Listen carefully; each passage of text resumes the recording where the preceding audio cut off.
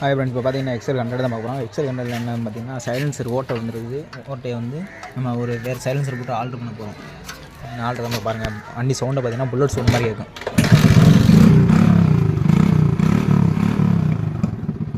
சவுண்டுக்காண்டி நம்ம வந்து extra silencer போடுவோம். என்ன சைலன்சர் படம் பார்த்தீங்கன்னா நம்ம வந்து ஸ்பெண்டருக்குள்ளே சைலன்சர் தான் போடுவோம். ஸ்பெண்டருக்குள்ளே சைலன்சரை பார்த்தீங்கன்னா தெரியுங்க. இதை வந்து நம்ம 10 வச்சு ஆல்ட்ரு பண்ண போகிறோம். அப்படியே மாட்ட முடியாது, 10 வச்சு தான் ஆல்ட்ரு பண்ண. நம்ம வந்து வெல்டிங் கடை போயிடுச்சு. வெல்டிங் கடை போய்ட்டு பழைய சைலன்சர் கழட்டி நம்ம கட்டிங் மிஷினை வச்சு கட் பண்ணியாச்சு. சைலன்சர் பெண்டு மட்டும் எடுக்கிறோம்.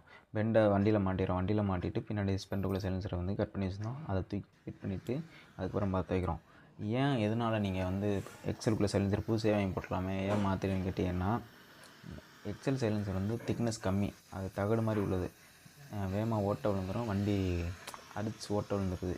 அதனால் ஸ்பெண்டருக்குள்ளே சைலன்சர் வந்து கொஞ்சம் திக்னஸ் அதிகம். திக்னஸ் அதிகம்னு பார்த்திங்கன்னா 2 கணம் 3